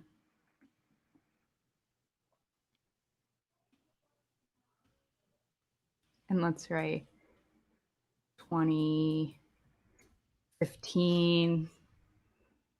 Yeah. Always just kind of playing around with things. And are those the kind of things you're considering? Like, obviously, as you're getting further away, it would actually be darker. So, right, you're adjusting the fill accordingly. Yeah, kind of thinking about that a little bit. And I might end up adding a layer mask here. When I was playing with it the other night, I like really made it just kind of like disappear. So it's very, very light. But in this one, I'm going to kind of like take it more gradually so we can play around with it. Yeah. Okay. Also, I just want to compliment you on the glow that you added, because I was just kind of watching how you weren't being particularly precise, right? I mean, you were basic general areas, but I like you doing it a little bit more loose. I think actually gives it more of the light isn't going to be exactly the same on either side. That was my first thought, was like, I wonder if you do it and it's the same on both sides, but it looks more realistic, kind of doing it a little more freeform like that too. Yeah, I end up just kind of like doing it and seeing what looks good and freehanding it. And, I end up, so I'm on my laptop and I don't end up using a mouse. I'm just using the trackpad. Right. And oh, wow. I ended up, I got an iPad Pro with a pencil so that I could start to paint glow and actually like really get into it even more. And sometimes I connect it through AstroPad so I can like really be connected. Sometimes I do use iPad or Photoshop for the iPad, depending on where I am and if I have my laptop or not. But doing, some different glow techniques with a pencil is obviously way easier. Yep. But sometimes when I'm just on my laptop, like the freehandedness of it, as you said, does give it like this really nice kind of look. Yep. Yeah, it feels more realistic, Even just looking at those bottom two windows, the left and right side, there's a longer glow on the left side than the right, but it works. Yeah. There's something that feels much more real about that. Yeah. So now I'm just kind of layer masking and starting to figure out how I want this to look. And then we're going to give it a motion blur. Let's see if we can do it individually. Now Scott Newsom just made an interesting comment. He says the bottom of the windows wouldn't necessarily reflect in the water because there's that deck right there. Right. Yeah. And so that's, yeah, exactly. And that's why I started to add some of that layer masking. And I Right. think he's right. We should go in and maybe even do it a little bit A more. little bit more. Yeah.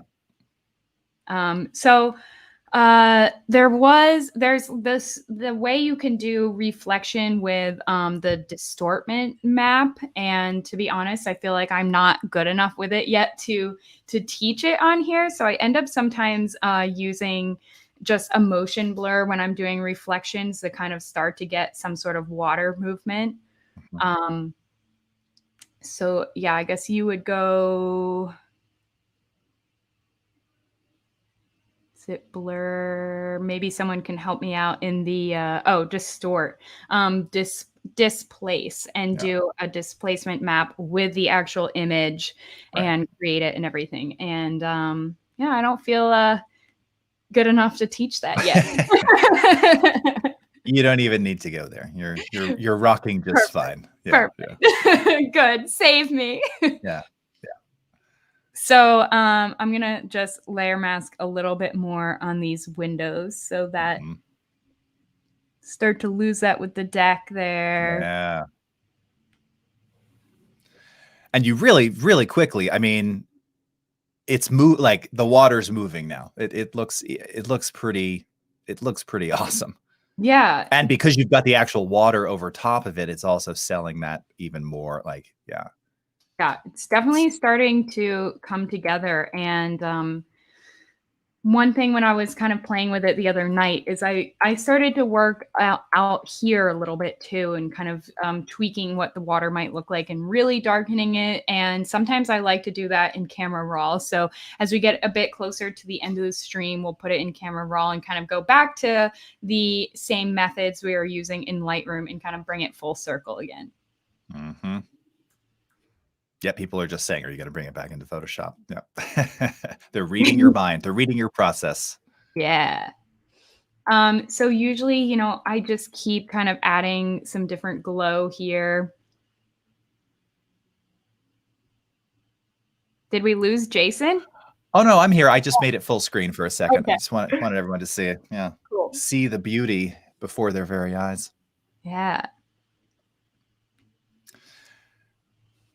It is funny seeing that satellite dish. I like it. I wouldn't take it out, but I actually was just thinking about taking it out. What do you think? I mean, yeah. I mean, look, there's other stuff up on the upper deck on the right side. I don't know what that is. If it's like a raft or something, or maybe that's the stair. Is that a staircase or a balcony? Yeah, staircase. It's like, this is one thing. So if I was really digging into this photo and like working on creating it into a night photo, and you can see, I mean, it's tough with this one because it is a drone shot. It's not like going to be the highest quality. So we are getting a lot of like weird stuff happening in here. And yeah, there's some smearing and some pixelation. And I guess it's the deck it's wet. Is that what that is? So we're seeing like the wet reflection there. Okay, yeah. It looked like a raft when it was dark, and I see now. Yep, there's a banister. Okay, yeah. So I think, you know, we could actually paint it out and come in and match the color and clean up the deck and get rid of anywhere where it's reflecting. Maybe paint this in too. But sometimes I don't worry about it depending on the artwork that I'm doing. And kind of just getting the essence. Yeah. I don't know what it is. There's something about that dish on there that I really like. I like really? I don't know why. Seems odd, but I do. It feels like the connected. I mean, you can't really get a sense of the scale of this little house, but it kind of feels like this completely isolated place, and they're connected to the world with their classic dish, you know? So true. They're like, we still, you know, we have something happening here. We're still watching our TV, keeping up with the latest things, got their little cable running down. So this place, you can actually stay here. This is at a lodge, and I think it's like $400 a night for this little 1-bedroom. So, but it is really cool. And in the summer, they put a big deck out the front, so you can park a little boat here and have all your toys. It's super cool. And for those of you in the chat, we just had Premier Gal drop by. What is up? check out Premiere Gal on YouTube. She's also doing a bunch of things for us in the video and audio space at Adobe here. Always great to see you, Kels. So I'm It's just looking trying. so good. Yeah, it's looking cool. I'm just trying Yeah. to decide what else I want to do here. And I think, I mean, we could continue to work on the glow, and I could show another way how I do glow. Sometimes I've shown that on the streams before, or we could start to play with the background a little bit more. Yeah, maybe I think the glow is good. Maybe let's start to do some of the other background things you were talking about. All right, cool. So let's see. I think overall, I want to add maybe some more color adjustments to give it some more nighttime vibes first. And so I'm just going to add another color or an adjustment layer here and do a color balance. And I'm going to give it like more of that blue kind of tones here, just in the mid tones. And so I guess this is kind of exactly what we were doing in Lightroom with new color adjustments. And even just that, it's already making a pretty significant difference. You're bringing out more color in the shadow that you just weren't seeing before. Yeah, and almost kind of homogenizing the very now sort of bright, the bright house light and focus with this now kind of darker, more dramatic blue water. Right. It's really cool working. When you zoom out. Like so I'm looking over here on the monitor and seeing it way smaller than what I'm seeing on my screen. Yeah. And it definitely starts to have more of like that nighttime look. And it's really cool. I feel like I want to add maybe some more glow coming out from like the front of the house, like start to brighten things up, but I'm not sure how that's going to look. So I'm going to play around with it for a second and watch our time and make sure we have time for some camera roll. Nice. Yep, and we've got approximately 23 minutes till we are up with the DCC. All right. Let's see if we do a color balance here. Make it a little warmer. I'm just totally playing around. So don't mind me if it looks bad, but we'll figure it out. So I'm going to invert this, Command I, and then with white, maybe. Yeah. Paint some of that in. Got to tell you, Anna, and it's just because I remember hearing you say it, and as a result, you must have instructed our own Emily Bogue, who did the Photoshop on the iPad, the first premiere of Photoshop on the iPad 2 maxes ago, when she was using your mushroom in the forest asset.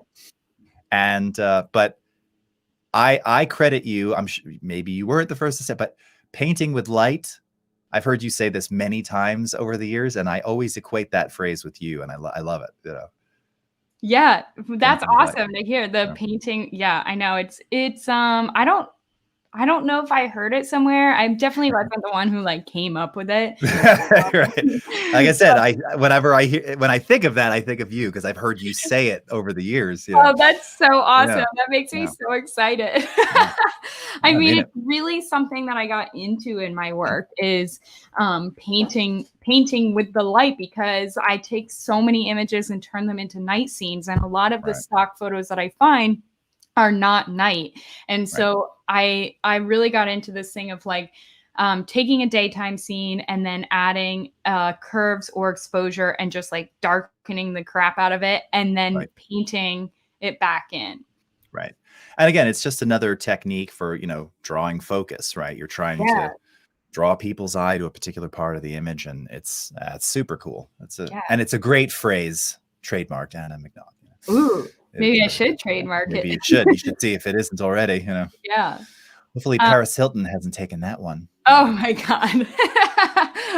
I just watched her documentary on YouTube. It was pretty good. How was it good? Yeah, I enjoyed it. I mean, it was definitely, at first I was like, wow, this is kind of eye-opening. And I feel like I like her a lot more. And then I went on her Instagram and found that everything she said, she's just going right back against it and kind of still the same person. So, on board. Yeah.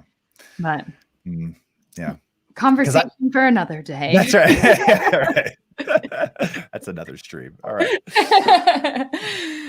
Okay, so I just copied everything and made another layer of it. And I like to do that right before I put it in Camera Raw. It is obviously a destructive way of editing, but I like to do that just to be like, I'm done with everything else and I'm going to just merge it all and put it in Camera Raw. Right. Good old Camera Raw.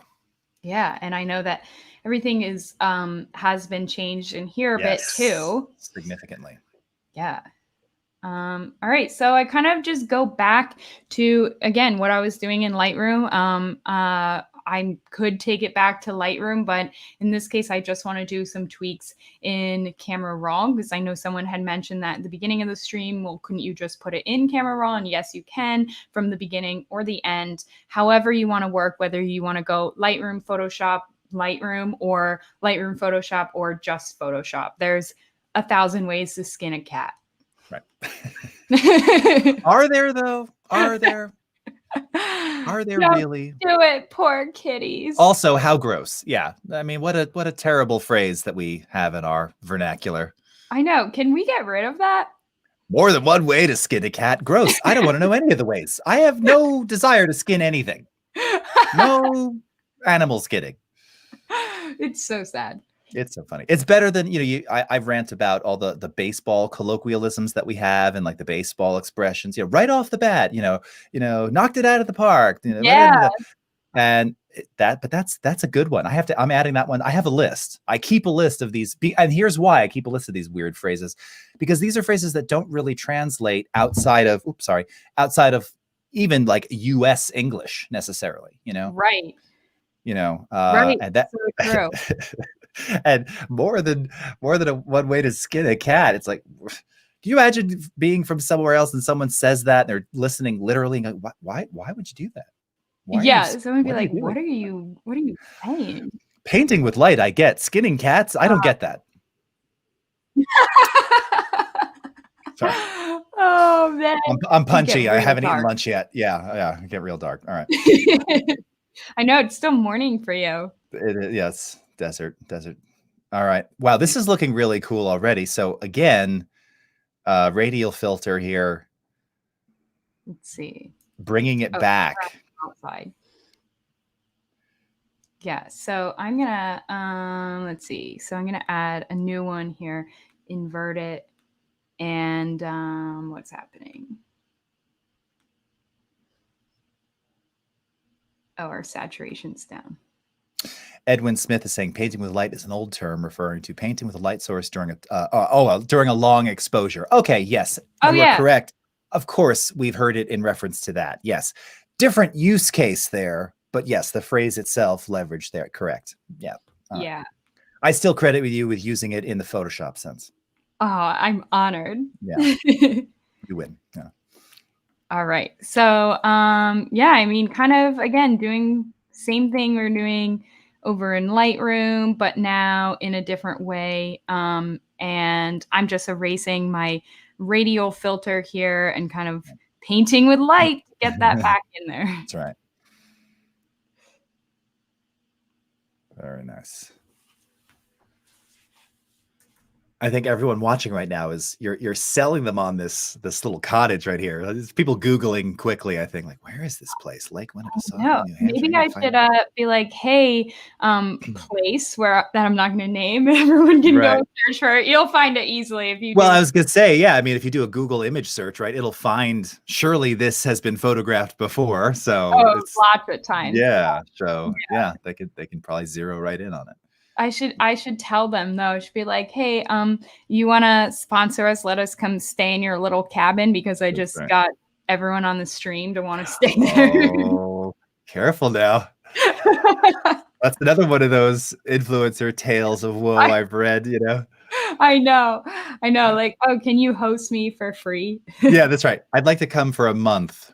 Yeah, I'd like to come. And I'll tweet about your property. Right. Yeah. We always say whenever we reach out to places, we are like, we'd love to do an exchange for photos. Here's our work. But if that doesn't work for you, we're happy to pay the rate your Right. full rate. We just really love your place and want to come stay. And Yeah. usually people are like, oh, we'd love to host you. And yeah, give us some photos. And, we always just try to be like super nice about it and be like, look, you're running a business too. We're not trying to like hose you or anything. Right. And you just nailed it. That's the way to do it. You go in saying, hey, look, this is what we do.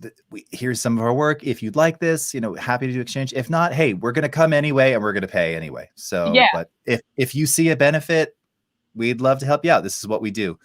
You have a way better shot of something going in your favor than, hi, I'd like to stay there for free. In Yeah. exchange, I will give you this one thing, which you Yep. probably don't value quite as much as you should, because I'm amazing. Exactly. It gets to be like too much. And I think like influencers have given the nice influencers a bad rep, and Yeah. I hate that word. Like I'm using it now about myself, but when sometimes when people are like, "Oh yeah, because you're an influencer," I'm like, "No, don't Right. call me that." Yeah. I mean, look, hey, it's like with anything, you have good examples and not so great examples. It's a gig, right? It's a real job, it's a real thing, and it's a very positive thing in a lot of Yeah. ways. But there's always a few who kind of go the other way and sully the term. Yeah. And isn't that the truth with everything? Yeah, absolutely. Wow, So this is suddenly feeling like very, very finished now. It I looks know really dramatic. I love camera roll. It just really starts to like bring everything together. Like look at the difference from that Yeah. to that. It just starting like the reflection still needs a lot of work. Before I say this on every stream, but before I would actually go into camera raw, I would give it some more time. And so whenever I create an edit, and probably why I haven't been editing as much lately is because it ends up taking me 8+ hours. So you couldn't Oh, even wow. see me do the full thing on the stream because I would just be like really getting in there and sitting there quietly and not talking to anyone and just like Right. and like painting everything. A lot of people ask me about the turtle that I did on my page, and that was from Mhm. a tutorial that I found on YouTube. And the guy who did it as a day scene. I turned it into, of course, a glowing night scene. Glowing night scene, And right? it took me like a week and a half to get it finished. And I wasn't working on it 8 hours every day, but just going back and looking Sure. at it again, being like, this isn't right, and tweaking like a certain area. And so, there's a lot you can do with one picture. That's actually a great question. Someone asked that earlier on, but I mean, and I know there's no probably not even necessarily an average, but in terms of time spent for something like this, I mean, 2 hours, 8 hours, 6 days, I guess it just varies, right? I mean, yeah. Are you talking about specifically a photo like this or in general? Well, I mean, I guess it there because there's so many variations. A photo like this, but if it's going on, your page. Yeah. I would say if this was going to go on my page, and I may put it on there, I'd probably spend maybe like 3 or 4 more hours. So we've been on here for 2 hours. So, Right. Versus a client's page, though. Yeah, I might end up spending even more time, or depending on who the client is. Like, so most of our clients end up being for our travel photography and for those kind of edits. And actually, when I was first kind of getting into the business side of things with my Instagram, I was reaching out to these places, different hotels and travel tourism boards. And I was like, look, I can create this really cool digital art. I can give your place like a unique spin. And they were not interested. They're like, this is not our style. We don't like this. And I was just getting so many rejections. And then when I'm like, here's my travel photography, I'm going to just take a photo, put like one of my presets on it. They're like, we love it. It's amazing. Right. And it's really interesting though how that industry too has changed. I can remember, again, this goes back to our Adobe touring days. We're at this magnificent hotel in India, in Mumbai, 10 years ago. And so kind of, I guess influencer marketing had kind of started then. It certainly wasn't anything like it was even 5 years ago. But so that might have been really before it kind of started. Certainly that was before it was a well-known thing, you know. And I remember we were in this gorgeous hotel, and I was going around, and I had at the time my massive 5D Mark II with like a 70 to 200, f2.8. And I shot video. So I also had, it was called a Zacuto Z Finder. So this viewfinder, so you could shoot video, and no one looked at the back of the camera. Now everybody looks at the screen on the camera to shoot. No one did that then. If you were serious, you had like this viewfinder thing. I had a mic on top. It was just a big ass rig. And all I was actually doing was shooting stills at this gorgeous hotel. And I got stopped by the hotel manager. He's like, "What are you doing? What magazine are you with?" I go, "Oh, no, I'm not with a magazine." He goes, "Well, who do you work for?" I go, "Well, that's not relevant, but I work for Adobe. I'm just shooting images. You can have them. I just think your hotel's beautiful. I'd love to put them on my Flickr page." Flickr. That's how long ago this is. And they wouldn't let me do it. Like, again, they couldn't prevent me from uploading, but they're like, you can't take any more photos here. I'm like, "No, I'll give them to you. I'm going to blog about this hotel. This is like, it was the best." Aside from this moment, I even said that. I remember going, "Well, aside from this interaction, this has been the best hotel I've ever stayed in. It was amazing." Except for you, dude. This guy was kind of mean to me. But they wanted no part of it. And there was no concept of like, I wasn't even asking for anything. I'm just like, I just want to photograph how beautiful this is and share that. And they're like, "Well, maybe because I said Adobe, because I couldn't lie about it. They thought we were going to use it in marketing. Like, well, you need not a license. You need some kind of permit to do that." And it just wasn't really a thing then. If you had, again, it was the big camera. Seems dopey, but that's what set it off. If I was there with a point and shoot, nobody would have said anything. Yeah, then everyone's fine with it, of course. Right. And I had a tripod too, by the way. That also. Yeah. Oh yeah, so that's always what scares people, is they scares people. And they're like, "No, I mean, we've gotten kicked out of so many places. It's like, we're no different than everyone standing here with their phones." Right. Yeah. I'm just playing now. I don't even know what I'm doing, but right. Okay. Just kind of adding some more, like, darkening a little bit, and because now it was getting too much kind of I don't know, like lightness in the water around it. So there's still like a lot back here that would need to kind of darken up.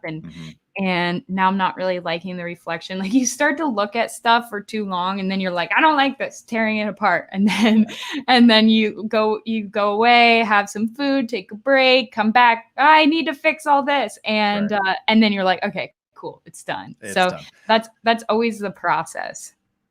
Well, I like what you actually just did right now. When you first started doing this, you were kind of almost getting a soft vignette, a light vignette around the water and the tree. Yeah. And now you've brought it back in a bit more. That was looking a little too obvious. Now you're kind of making, yeah. Although I like both. I think both can work for different things. I think depending on kind of the look you're going for. And I don't know why we're getting like some lightness over here. Right. I actually forgot one thing that I normally do, and I didn't end up doing it on this one, was when I do merge everything together to go into camera raw, then I usually make that, which I didn't do today, I usually make that a smart object so I can edit my camera raw. Non-destructive. Yeah, exactly. Yeah. I was going to ask you about it, but I didn't. I thought, okay, no, you said we're going to do this destructively. I thought, oh, good on you. I know. Cut it. That's right. Yeah. Paint it and ship it. I love it. Yeah.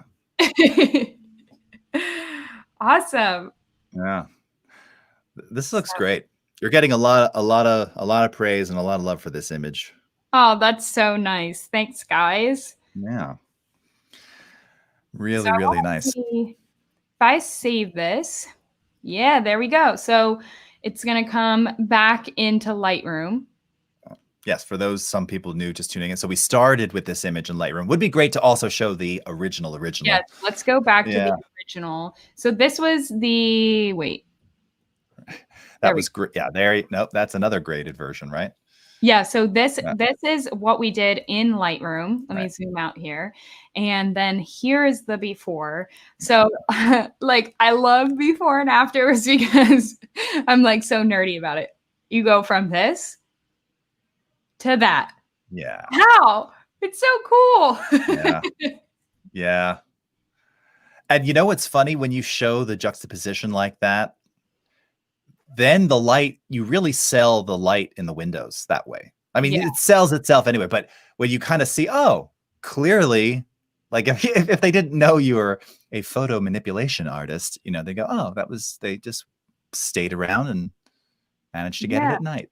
Yeah, and I think especially putting more time into this, you could start to get that like, is it nighttime? Is it not? Like Right. when I look at this now, I mean, also just kind of having done it, I'm like, okay, yeah, there's a lot that needs work, but I think you can take almost any photo depending and start to give it this different atmosphere if you Right. put enough time into it. You can make it look very real. So let me ask you a question. There were a couple people kind of half joking about, oh, you could have just used an Instagram filter for that. But what are your thoughts on something like that? Like, would you or do you maybe have like a night preset that you kind of generally maybe apply to see if it gets you 50% of the way there and then you tweak beyond that? Or do you normally just kind of do it from scratch per image? I usually do it from scratch per image. I don't Okay. have a night preset per se, but some of our presets might get you a little bit closer. I'm trying to Right. see here. So let's just reset this image. And I saw, thank you, because you have your Lightroom presets on your site, right? I think Cody yeah, posted that link. Yeah, that's great. Thank you, Cody, for doing that. yep. So these are the ones we sell, and it's not really giving me anything close to what I would want for a night scene. However, like our presets work really well on just like travel photos. Right. And let's see. So here's like our signature look, and then Yeah. Katie of Summer. So you can see like this is the before and then after. It really gives Yeah. like at least it gives us a good starting point for our travel photos. But yeah, I never actually use any sort of preset for night. Right. Ah, that makes sense. By the way, another great example of using yourself in the image where, yes, you're an integral part of it, but you're not really, you're not trying to be the star of the image, right? Right, right. I love that. I just love that about your photos. Hey, It's just I can't even really I'm being very ineloquent, by the way. I'm not voicing this properly. Lack of nutrients or something this morning. I don't know. I I had know, I already feel 3 ya. protein shakes. I should be fine. But it's just, and I'm sorry to keep harping on this, but I really feel like there's something about the way that you do that it's and a lot of people said it's authentic, it's genuine, it's all of those things, but it's just something that you just don't see a lot. Everyone's taking images, everyone's shooting images, and Right, oftentimes they are the subjects of their images as you are. But you're very careful to make sure that, and again, maybe this is because you do so much client work and you're very conscious of that. Hey, if I'm doing a travel image, I'm not selling, it's not about me looking amazing in the photo. Like that's nice. That's a benefit. right. It's about the environment. It's about the glow on those windows. It's about the subtle, ripples in the water around this little cabin. It's about that dramatic sky that you only get in November in New Hampshire, and you do the client justice by keeping Oh, yourself kind of secondary in those. It's thank it's you. really something else. Yeah, it's I really great. really appreciate that. Means a lot. Yeah, it's very, very true. All right, so we've got let's see, we've got about 3 more minutes. So final thoughts, final questions for Anna before we bring up Julia and the Illustrator Daily Creative Challenge. Of course, we'll be back tomorrow, Yeah. 9:30 Pacific time, same time, same channel. We're also going to be doing an artist spotlight tomorrow towards the end of our stream, around last 15 or 20 minutes or so. So you'll definitely want to stick around for that. And Anna will be doing some critiques on Fun. said artist's work. I love this shot too. See now this Yeah. one though. Oh wow, even not so yeah, that just looks like something out of Friday the 13th without I the know. straight crop. It's Yeah. pretty cool. Yeah, I was like, as after someone asked that, I was kind of curious. So these are all the other presets that we've made Yeah. that we don't sell. These are just kind of like our extra ones. Yeah. And so I was curious. I was like, do we have anything that pushes it into kind of like a nighttime looking vibe? And of course, having a darker image to begin with helps a lot. Helps. Yeah. Um, Yeah. but you gotta love the names of the presets that we Van Babies 2, Van Dark Expo, Van in Woods. Speaking of van, now, you talk about being a bit of a global trendsetter here. I've been seeing a lot of people are adopting like this van life concept, especially in Yeah. this post-COVID era. Just watching a thing about Tom Green. Remember Tom Oh, yeah. Green? He's been doing this for quite a few months now, and he's roaming the American Southwest, Wow. making beats and hanging with his dog Charlie in the desert in this Cool. souped up Ram van that's got solar panels on the roof. Yeah, it's really, really cool. Wow. Yeah, I love it. I mean, it's becoming really popular, and especially with the pandemic, I think people are looking for other ways to travel and everything. Right. And so we were very happy to have the van before everything I happened. was gonna say, because you did this, it was end of last year, right? When you Yes, we got the van in August of 2019. yeah, I remember. Yeah. I remember you telling me, "Hey, this is what we're good." When you were at Max, and Yep. we're gonna live out of the van and travel the world and do. I'm like, oh, just the two of you in one small space, huh? Yeah, It's very brave. I know. People always ask that. They're like, "How do you guys manage that?" And I honestly don't know. Like we end up just managing it. It worked out really well, and we of course get in little tiffs here and there, but Hey, it's a testament to your amazing personalities and your tolerance as great humans, great creators, and yeah, and of course you did it before it became super popular, Anna, because you are a trendsetter as you paint with light across your images. All right. Well, we're down to our last minute here. So again, want to thank everybody so much for watching. And we will have Julia coming up momentarily. So stick around for that. Anna, thank you so much. Can't wait to see what we're going to work on tomorrow. Yeah. So very excited for that. Please, Anna, stick around. I'll see you here in a moment. So don't sign off just yet. Okay. And from us to you, thank you again so much for watching. And we will see you tomorrow. Bye, everyone. Thank you. Take care, everybody. Bye-bye.